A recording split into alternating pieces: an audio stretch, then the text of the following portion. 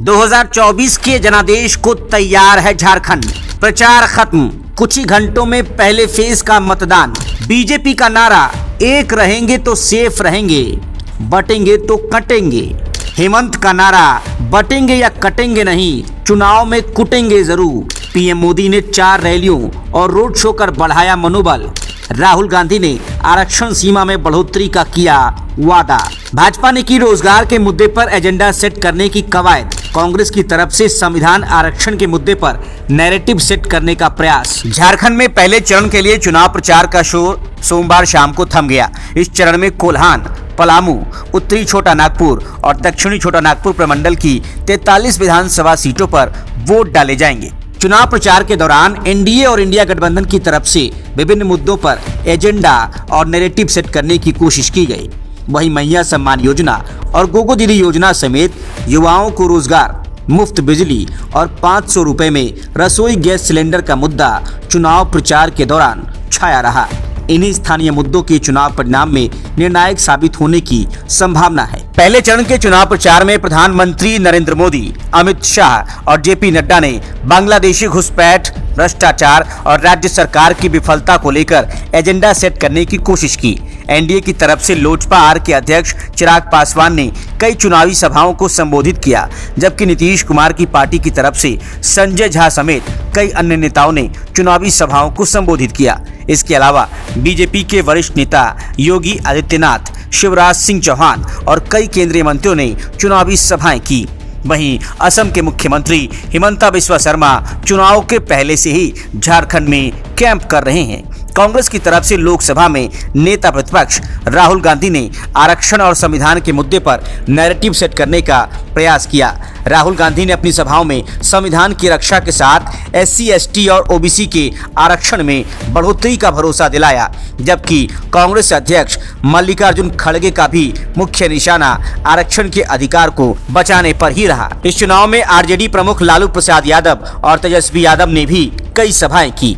कांग्रेस और आरजेडी के कई नेताओं ने भी दर्जनों सभाएं की, लेकिन इंडिया गठबंधन की ओर से चुनाव प्रचार का पूरा जिम्मा जेएमएम के केंद्रीय कार्यकारी अध्यक्ष हेमंत सोरेन और कल्पना सोरेन ने संभाल रखा था। इन दोनों ने जेएमएम के अलावा कांग्रेस, आरजेडी और माले प्रत्याशियों के पक्ष में भी कई चुनावी सभाएं की। भारतीय जनता पार्टी की ओर से झारखंड में चुनाव प्रचार के दौरान एक रहेंगे तो सेफ रहेंगे और बटेंगे तो कटेंगे का नारा देकर अपने मतदाताओं को एकजुट करने का प्रयास किया गया।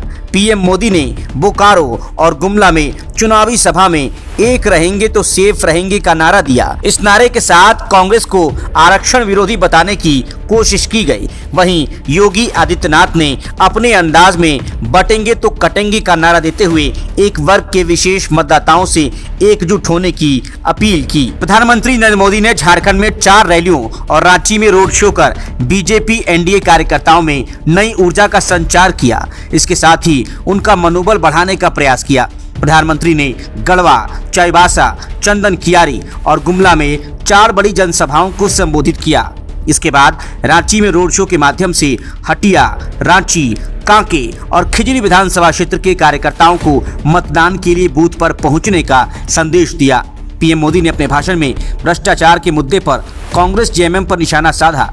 इसके अलावा कांग्रेस पर आरक्षण विरोधी होने का आरोप लगाया। भाजपा में पीएम मोदी के बाद दूसरे सबसे बड़े स्टार प्रचारक अमित शाह ने भी आरक्षण के मुद्दे पर कांग्रेस, जेएमएम और आरजेडी को घेरने की कोशिश की।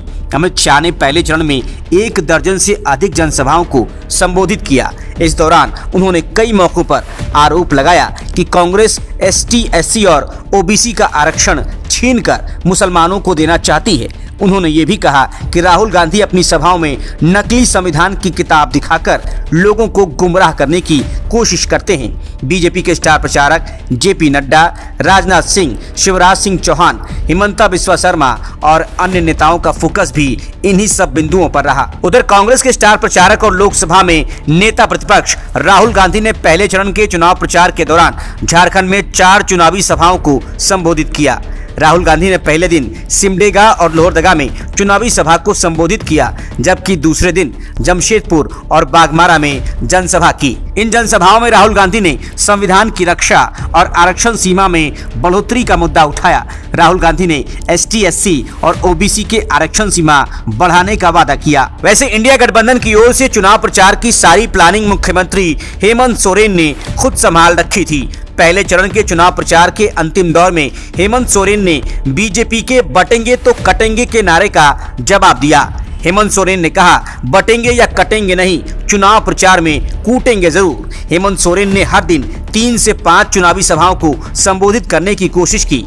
एक और जहां सीएम हेमंत सोरेन लगातार दिन भर में कई चुनावी सभाओं को संबोधित कर रहे थे, वहीं उनकी पत्नी कल्पना सोरेन भी अलग अलग क्षेत्रों में लगातार चुनावी सभाओं को संबोधित कर रही थी। कल्पना सोरेन को चुनाव प्रचार में बुलाने के लिए जेएमएम ही नहीं बल्कि कांग्रेस, आरजेडी और भाकपा माले प्रत्याशियों में भी होड़ लगी हुई थी। वहीं आरजेडी अध्यक्ष लालू प्रसाद यादव भी तबीयत खराब रहने के बावजूद चुनाव प्रचार के लिए कोडरमा पहुंचे। इस दौरान लालू यादव ने दावा किया कि झारखंड में इंडिया गठबंधन की स्थिति मजबूत है और फिर से हेमंत सोरेन की सरकार बनने जा रही है। तेजस्वी यादव ने भी चतरा, हुसैनाबाद और कोडरमा समेत अन्य क्षेत्रों में चुनावी सभाएं की।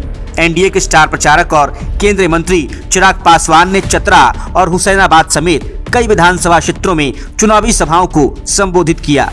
उन्होंने कहा कि उनके रहते आरक्षण पर कोई खतरा नहीं है। झारखंड विधानसभा चुनाव प्रचार के पहले चरण में इंडिया और एनडीए की ओर से संविधान की रक्षा, आरक्षण, भ्रष्टाचार और युवाओं को रोजगार के मुद्दे पर नैरेटिव सेट करने की कोशिश की गई है। अब ये तो चुनाव परिणाम तय करेंगे कि किस दल के एजेंडे ने लोगों को लुभाया। हालांकि सियासी जानकारों की माने तो इस बार भी झारखंड के जनादेश में कई स्थानीय और क्षेत्रीय मुद्दे निर्णायक साबित हो सकते हैं। thefollowup.in like, share and subscribe. www.thefollowup.in